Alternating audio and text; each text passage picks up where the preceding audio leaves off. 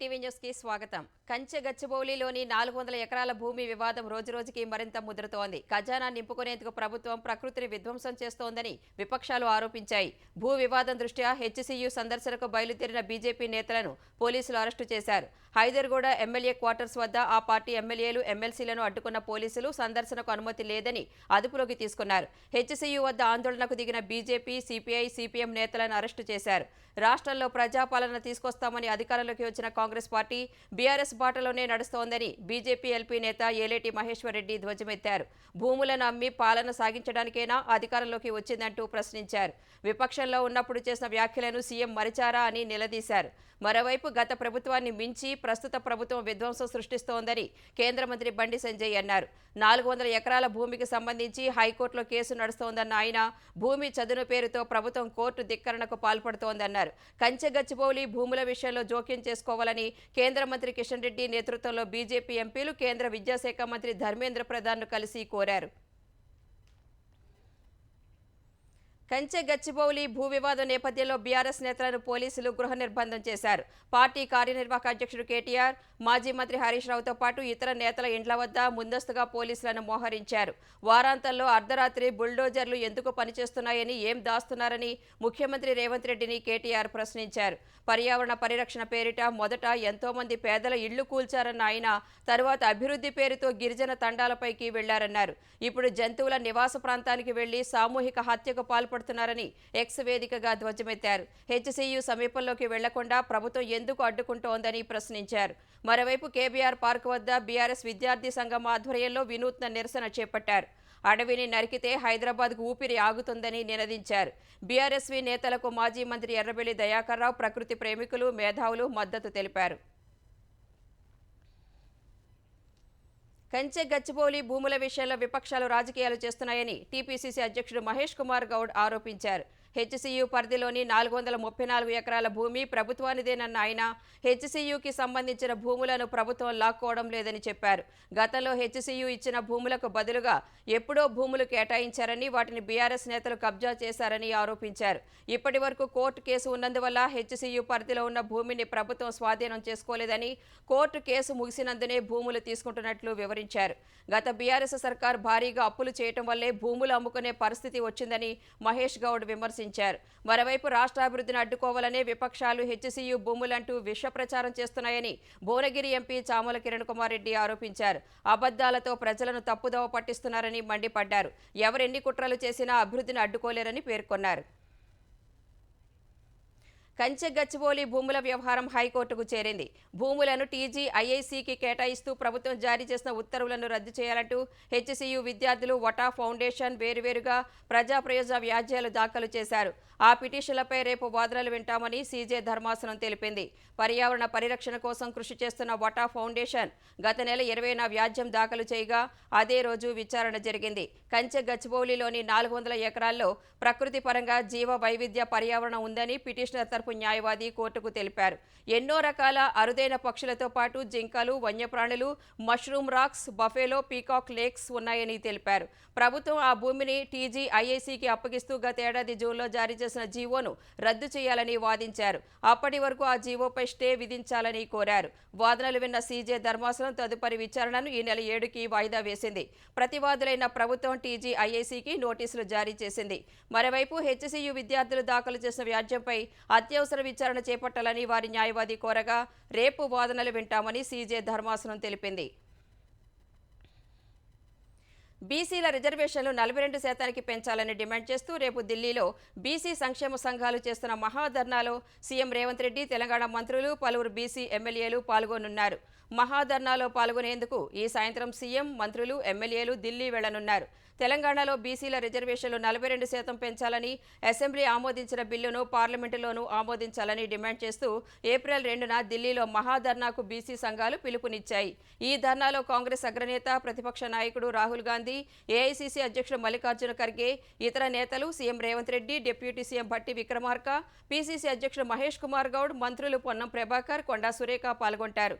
BC BC ఎమ్మెల్యేలు, అన్ని రాజకీయ పార్టీల నాయకులు, ప్రతిపక్ష పార్టీల ఎంపీలు కూడా పాల్గొంటారని మంత్రి పొన్నం ప్రభాకర్ తెలిపారు. రేపు ఎల్లుండి ఢిల్లీలోనే ఉండి ఇండియా కూటమికి చెందిన పలువురు నేతలు, బీజేపీ నాయకులను కలిసి పార్లమెంట్లో బీసీ రిజర్వేషన్ బిల్లు ప్రవేశపెట్టాలని కోరతామని పొన్నం వివరించారు. వైసీపీ హయాంలో నొక్కిన బటన్లన్నీ కూటమి ప్రభుత్వం ఇచ్చే పింఛన్లతో సమానమని సీఎం చంద్రబాబు అన్నారు. ఏపీలో సగటున ప్రతి 2.5 కుటుంబాల్లో ఒకరికి పింఛన్ అందిస్తున్న ఘనత కూటమి ప్రభుత్వానిదే అన్నారు. బాపట్ల జిల్లా చినగంజాం మండలం కొత్త గొల్లపాలెంలో ఎన్టీఆర్ భరోసా పింఛన్లను చంద్రబాబు పంపిణీ చేశారు. లబ్ధిదారుల ఇళ్లకు స్వయంగా వెళ్లి సీఎం పింఛన్లు అందించారు. లబ్ధిదారుల సమస్యలను అడిగి తెలుసుకున్నారు. పింఛన్ల పంపిణీ అనంతరం ప్రజావేదిక సభలో మాట్లాడిన ఆయన పేదరిక నిర్మూలన సంకల్పంలో భాగంగానే అధికారంలోకి వచ్చిన వెంటనే సామాజిక పింఛన్లను పెద్ద ఎత్తున పెంచామన్నారు. ప్రజలే ముందు అనే నినాదంతో ముందుకు వెళుతున్నామని చెప్పారు. కొత్త గొల్లపాలెం గ్రామాన్ని అన్ని విధాలా అభివృద్ధి చేసే బాధ్యత తాను తీసుకుంటానని తెలిపారు.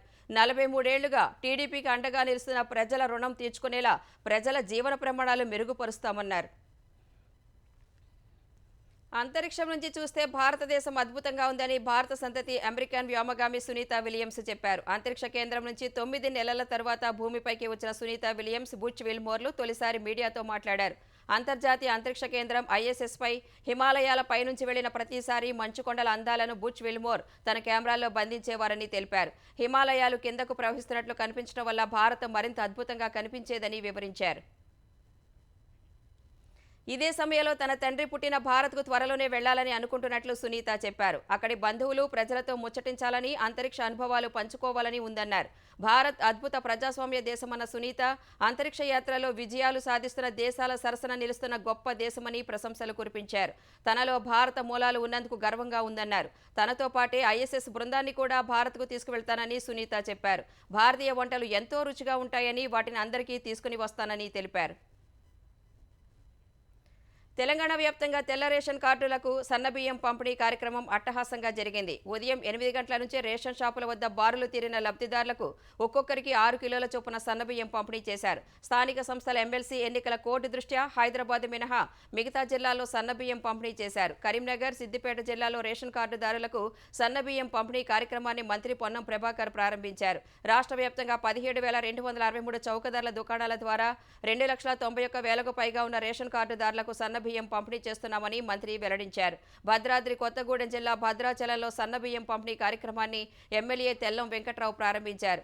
నిజామాబాద్ రూరల్లో స్థానిక ఎమ్మెల్యే భూపతి రెడ్డి సన్నబియ్యం పంపిణీ చేశారు. యాదాద్రి భువనగిరి జిల్లా బీబీ నగర్లో రేషన్ దుకాణం ద్వారా ఉచిత సన్నబియ్యం పంపిణీ కార్యక్రమాన్ని భువనగిరి ఎమ్మెల్యే కుంభం అనిల్ కుమార్ రెడ్డి ప్రారంభించారు. ఐపీఎల్ మ్యాచ్ల ఉచిత పాసుల విషయంలో Hyderabad cricket association, Sunrisers Hyderabad మధ్య నెలకొన్న వివాదంపై విజిలెన్స్ దర్యాప్తు ప్రారంభమైంది. సీఎం రేవంత్ రెడ్డి ఆదేశాలతో రంగంలోకి దిగిన విజిలెన్స్ అధికారులు ఈ ఉదయమే ఉప్పల్ స్టేడియంకు చేరుకుని దర్యాప్తు చేపట్టారు. ఉదయం 10కే ఉప్పల్ స్టేడియానికి వెళ్లిన విజిలెన్స్ అధికారులు సోదాలు చేపట్టారు. ఐపీఎల్ టికెట్లు, పాసుల కోసం హెచ్సీఏ వేధిస్తోందని ఎస్ఆర్హెచ్ ఆరోపణలు చేయగా సీఎం రేవంత్ రెడ్డి విజిలెన్స్ విచారణకు ఆదేశించారు. అగ్నిమాపక విభాగంలో జరిగిన అవినీతి కేసులో ఆంధ్రప్రదేశ్ ప్రభుత్వం వేసిన పిటిషన్పై కౌంటర్ దాఖలు చేయాలని ఏపీ సిబిసిఐడి మాజీ చీఫ్ సంజయ్కు సుప్రీంకోర్టు నోటీసులు జారీ చేసింది. అగ్నిమాపక విభాగంలో జరిగిన అవినీతి కేసులో సంజయ్పై ఏపీ ప్రభుత్వం ఎఫ్ఐఆర్ నమోదు చేయగా తనను అరెస్టు చేయకుండా సంజయ్ హైకోర్టులో పిటిషన్ వేశారు. ఈ పిటిషన్పై విచారణ జరిపిన హైకోర్టు సంజయ్కు ముందస్తు బెయిల్ ఇచ్చింది. ఈ నిర్ణయాన్ని సవాలు చేస్తూ ఏపీ సర్కార్ దాఖలు చేసిన పిటిషన్పై జస్టిస్ అమానుతుల్లా, జస్టిస్ పీకే మిశ్రాలతో కూడిన ధర్మాసనం ఇవాళ విచారణ చేపట్టింది. ఏపీ ప్రభుత్వ పిటిషన్కు కౌంటర్ దాఖలు చేయాలని సంజయ్కు నోటీసులు జారీ చేసిన ధర్మాసనం తదుపరి విచారణ నెలాఖరుకు వాయిదా వేసింది.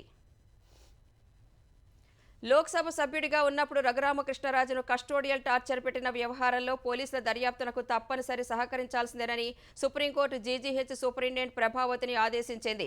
కస్టోడియల్ టార్చర్లలో ఎలాంటి గాయాలు లేవని అప్పట్లో నివేదిక ఇచ్చిన ప్రభావతి ఈ కేసులో ముందస్తు బెయిల్ కోసం దాఖలు చేసిన పిటిషన్పై ఇవాళ సుప్రీంకోర్టులో విచారణ జరిగింది. ఈ విచారణలో సుప్రీంకోర్టు చెప్పినా ప్రభావతి దర్యాప్తునకు సహకరించడం లేదని జస్టిస్ విక్రమ్నాథ్, జస్టిస్ కేవీ విశ్వనాథన్లతో కూడిన ధర్మాసనానికి ఏపీ సర్కార్ నివేదించింది. మరోవైపు ఒక్క ఒక్కసారి విచారణకు పిలిచారని 2 నెలల్లో మళ్లీ పిలవలేదని ప్రభావతి తెలిపారు. ఈ వాదనను తోసిపుచ్చిన సర్కార్ నోటీసులు పంపిన ప్రతిసారి ప్రభావతి కాకుండా ఇతరులే స్పందిస్తున్నారని సాక్ష్యాలను సమర్పించింది. ఈ వాదనలు విన్న కోర్టు ఈ నెల 7, 8 తేదీలో విచారణకు హాజరు కావాలని ధర్మాసనం ప్రభావతిని ఆదేశించింది. లేదంటే అరెస్టు చేయకుండా గతంలో ఇచ్చిన మధ్యంతర ఉపశమనం రద్దవుతుందని స్పష్టం చేసింది. 2 రోజులు విచారణలో లిఖితపూర్వకంగా అన్ని సమాధానాలు తీసుకోవాలని పోలీసులకు సూచించింది. తదుపరి విచారణ ఈ నెల 15కి వాయిదా వేసింది. భారత్ సహా కీలక వాణిజ్య భాగస్వామ్య దేశాలపై అమెరికా ప్రతీకార సుంకాలు రేపటి నుంచి అమలు కానున్నాయి. ఇందులో ఎలాంటి మినహాయింపులు లేవని ఇప్పటికే అమెరికా అధ్యక్షుడు డొనాల్డ్ ట్రంప్ స్పష్టం చేశారు. కొన్ని అమెరికా ఉత్పత్తులపై భారత్ 100% సుంకాలు వసూలు చేస్తోందని వైట్ హౌస్ మీడియా కార్యదర్శి కరోలిన్ లీవిట్ అన్నారు. ఇతర దేశాలు విధించే అధిక సుంకాల వల్ల అమెరికా ఉత్పత్తులను ఎగుమతి చేయడం అసాధ్యంగా మారుతోందని తెలిపారు. అందుకే భారత్ సహా ఇతర దేశాలపై ప్రతీకార సుంకాలకు ఇదే సరైన సమయమని ఆమె పేర్కొన్నారు.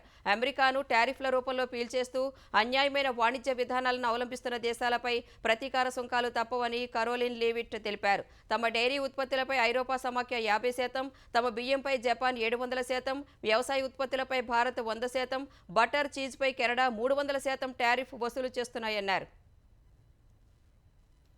ట్రంప్ విధించనున్న ప్రతీకార టారిఫ్ భయాల మధ్య విపరీతమైన అమ్మకాల ఒత్తిడికి గురైన దేశీయ స్టాక్ మార్కెట్లు 2025-26 ఆర్థిక సంవత్సరం తొలి రోజే భారీ నష్టాలు చవిచూశాయి. ఐటీ, ప్రైవేటు బ్యాంకుల వాటాల విక్రయానికి మదుపర్లు మొగ్గు చూపిన వేళ సెన్సెక్స్ 1390 పాయింట్లు పతనమైంది. ఉదయం క్రితం ముగింపు కంటే 533 పాయింట్ల దిగువన 76,882 పాయింట్ల వద్ద బీఎస్సీ సూచీ ప్రారంభమైంది. అయితే మొదట్లో భారీ కొనుగోళ్ల కారణంగా నష్టాల నుంచి కోలుకున్న సెన్సెక్స్ తొలి గంటలోనే 77,487 పాయింట్ల గరిష్ట స్థాయికి చేరింది. అనంతరం తీవ్రమైన అమ్మకాల ఒత్తిడికి గురైన సూచి 75,912 పాయింట్ల కనిష్ట స్థాయికి పడిపోయింది. చివరికి 76,024 పాయింట్ల వద్ద స్థిరపడింది.